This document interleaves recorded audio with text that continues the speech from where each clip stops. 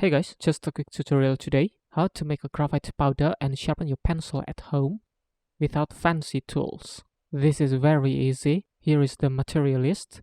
Sandpaper, a bottle, preferably the square one, tape, knife, some pencils, and container.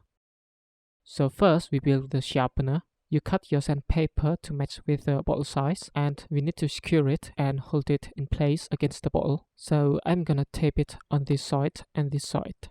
Not on this side, because I'm gonna sharpen my pencil here from this side. Right, so that's our sharpening tool. And now let's sharpen our pencil and make some graphite powder. Make sure to cover your table because it can get very messy. This is my new 8B pencil. So first we need to expose the core.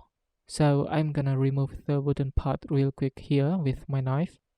And I'm going to leave it exposed, like 1 centimeter is probably long enough. The longer, the easier it is to break. So you need to be careful there.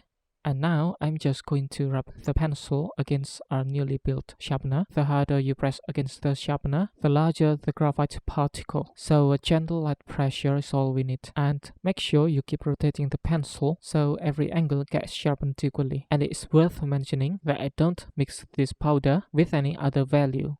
This is only for my 8B. This way I can keep the darkness consistent. And you can put the powder into a jar if you want to use it for later.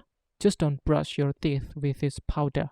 It probably won't kill you, but it's not going to make your teeth any whiter neither. Just kidding guys, don't be so serious. And I love to wipe the core with tissue, so when you're drawing, your fingers don't get dirty as much. And here is our graphite powder. Now I can apply it with my cotton or my paper stump.